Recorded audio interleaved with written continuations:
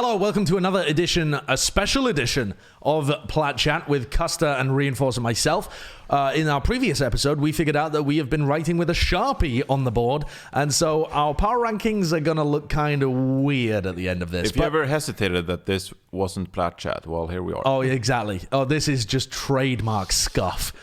Okay, don't write with Sharpies on whiteboards, by the way. Okay, so the team for today is the Houston Outlaws. Houston made some big moves this offseason, actually. They signed some talent that I wasn't expecting them to sign. And Jake obviously retired and is probably going to feature on future episodes of Plat Chat as well because he's now a caster for the Overwatch League. This roster has 11 players and has notably Repel and Meko as their first Korean... No, not first Korean players. They played with Arhan as well, didn't they? Did they play with Arhan or was just Arhan just there? Yeah, Arhan was like the pet that they kept in the corner. We also have to mention that they picked up Harsha as their coach. And I think that's a pretty big change. And Hureg as well, actually. Harsha and Hureg. And he's like the luckiest person ever. Yes, he's a totem pole of luckiness. So this roster looks weird as hell now. Yeah. But let's run through things one at a time. So their support line, presumably the one that they're going to run, is Boink and Repel. I think Repel is genuinely a good player. I think he's probably above average in the Overwatch League. I would say average. Yeah, maybe. I think that's a better thing. Yeah, sure. Average. Boink is not. And I was hoping that they would pick up Jexa, especially because Jake... That would have been so sick. But they still can. Yeah. Jake is off the roster now. That frees up a roster spot. This roster is at 11 players. They could try and pick up either... In my opinion, they... Really, what I would like to see them do is get rid of Coolmat and Spree. Free up 2 more roster spots on your team. It doesn't make sense to have 3 off tanks. I'm just expecting... I love Coolmat. I played with him in Fnatic. I love it. Oh, yeah. He should not be on this roster anymore. I don't even know if he's surely he's moving off of this team in some capacity. There's no reason they have three. I mean, I don't know. I think probably what's happened is that both Coolmat and Spree probably got contracts that extended throughout this year, and so they just kept them around because the contracts were. They're in a pretty similar spot to the Dallas Fuel. Yes, it's going to hurt this season because I think that if you actually got rid of those 2 contracts and signed 1 or 2 more players, I think that this could actually be a pretty decent roster. Agree. But I think now they're in sort of this middle act between being a bad roster and being a good roster, and I think they need to do some trades to make it happen. Imagine this team, but with Jexa and Tizzy. Yeah. Something like that, right? Ooh, yeah, I mean, Tizzy because the reason that I say Tizzy, not particularly for Tizzy, but because Muma on main tank and as the only main tank on this team now kind of grossly stands out as the weak link on the Houston Outlaws. Well, actually, I kind of like Muma, and I think he has his place in the league. So I wouldn't say that he's necessarily a weak link on this team. I will say that I would have liked to see a second main tank, just for the sake of competition and perhaps make him push a bit harder in practice, etc. Yeah, and play style as well. Yeah, but when I look at this roster, I don't think he's going to be the downfall of the roster. My question becomes why they have Hydration Blase picked up when I think their DPS line was probably one of the more solid ones. Obviously, I wanted another DPS instead of Linksa, but how do they not have an extra main spawn and an extra main tank? Because those are the glaring weaknesses, I would say, of this team. I like Repel and Meko. I think Meko is probably coming in with too much hype coming into this team, I would say. I don't actually know if I like the sort of just the 2 Korean players just coming in and just sort of slotting into this team and hoping for the best. Obviously, they're both semi-talented. They're both talented players, and they are probably mediocre in their middle of the pack in their respective roles. I wouldn't say Meko is middle of the pack. I think that he's very good. I think he's overrated. I think he's overhyped, but based on the fact that NYXL, he's been shown brightly because he's been on NYXL. Yeah, Meko is NYXL. I think he joins the team with luggage or baggage. Well, yes. Yeah.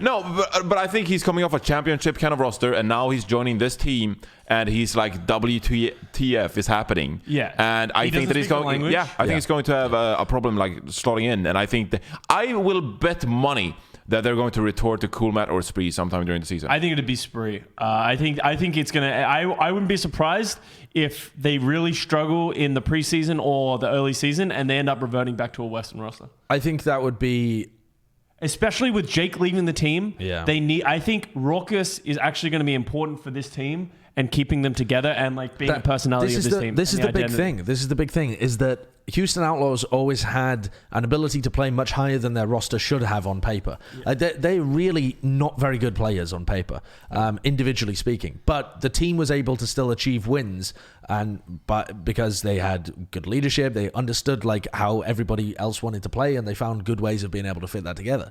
When you try and make upgrades, and you have to make upgrades, right? They couldn't have just sat there and not done anything. They would have failed repeatedly. But in trying to make upgrades and not really like uprooting the entire team just by trying to make small upgrades, I think they've introduced a range of other problems. One of which is the fact that Rappel and Mecca have never played on mixed rosters ever before, and they're just hoping that Harsha and Hureg will be able to guide them through that process, which I think they're good people to do that, but it's not guaranteed. And another problem that now exists is that I could look at this roster and say, well, they're like 1 or 2 trades away from like a good roster, but whenever you make a trade with this team, several other weak links introduce themselves. Yes. So if I say like, hey, if you add Jexay, that'd be really cool, and that'd be good for you guys.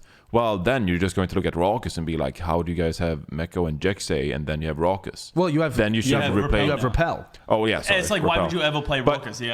But then you know what I'm saying, like you're making one trade and then another weak link appears, and then you're like, well, maybe we should replace that for me is someone Muma, else, right? Because if Jexa came in and then you have a Jexa Rappel backline, you have maybe like Dante Hydration as your DPS or whatever, and then you have Mecco as your off tank. At that point, the obvious weak link I think there is Muma.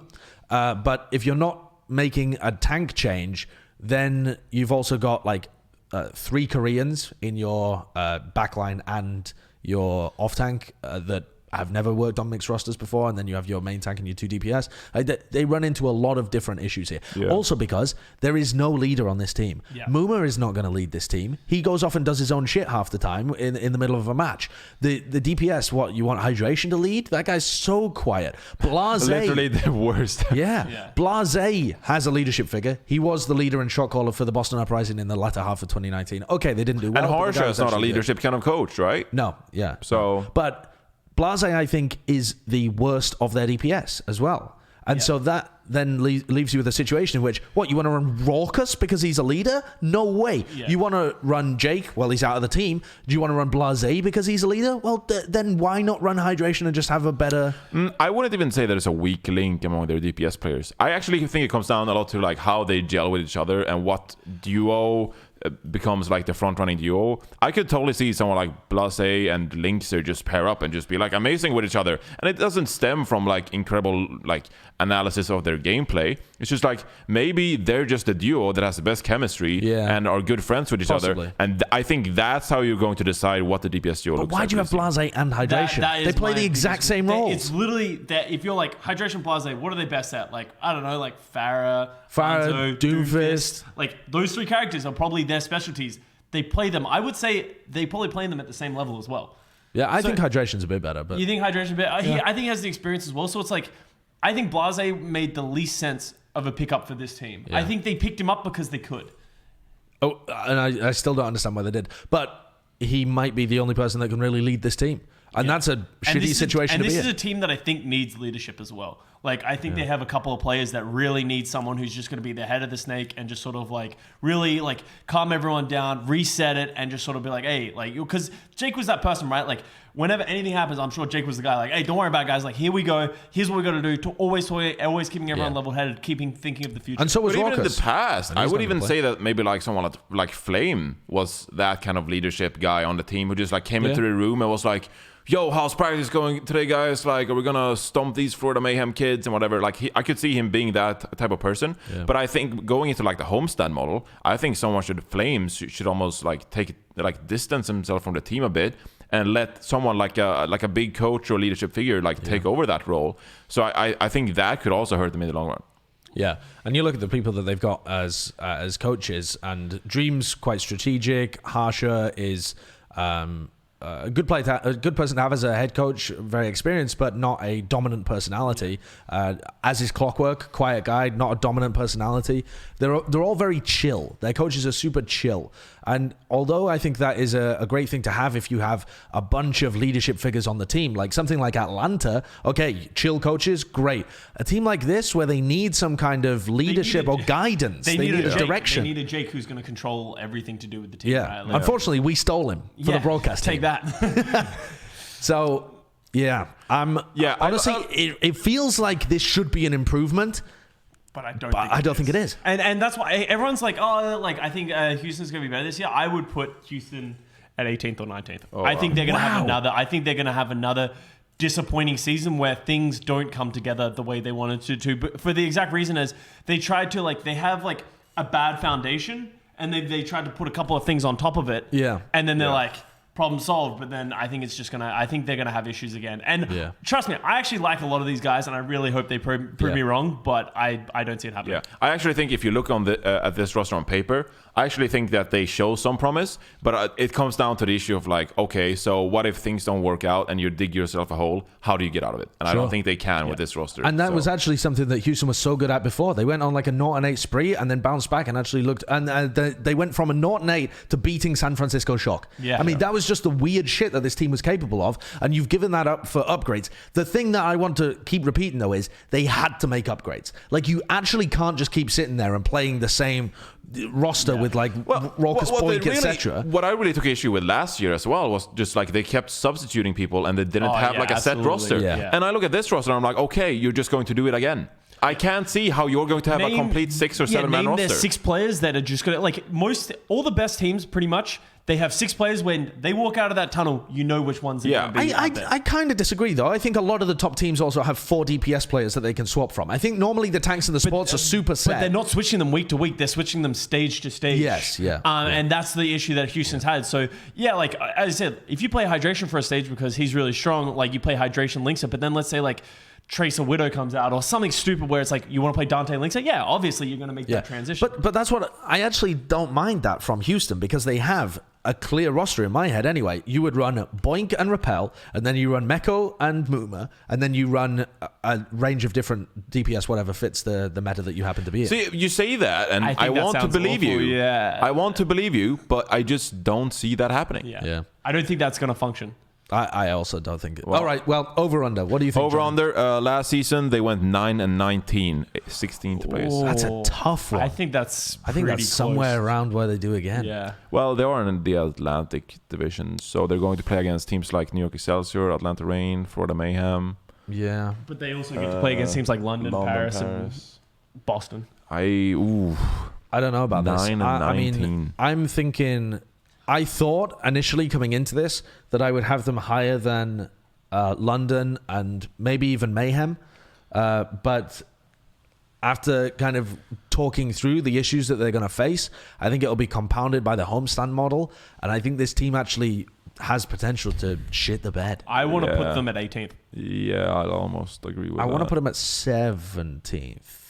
Remember, we want to move teams down at some point. Yeah. Oh my God. Well, thankfully, we're not writing with a Sharpie anymore, so we actually can change things. Houston's changeable. Yes, whereas the others... I'd want to say 18th, actually, I think. Okay, well, if you're both going with 18th, let's go with 18th. We're going to put them... I'm going under from last year. Under from last year? You're both going under? Wow. Well, look, I can't argue. Because if we put them at 18th, we'd have to go under. They had a 0-8 run, and they literally played so poorly last year. Yeah, but if they just play average with this roster, they should be better than that. Okay, so let's say they don't go 0-8, but they go 3-17. It's not too. Yeah. It's okay, you got 3 wins, but you also lost 17 times. I could see that happening. So because we put them at 18th, we have to go lower. I think the biggest change from this team as well is, especially in these career players, the thing about Houston is they had very low lows, but then they won a bunch of games in a row, but just going off of confidence. And I don't think that this roster is going to have that same swing. Well, and I think they're just going to remain a bottom tier team. Well, we are going to be incredibly unpopular with Houston Outlaws fans around the world. I'm sorry. There we go. Try not to kill us when we arrive in Houston. All right. Peace.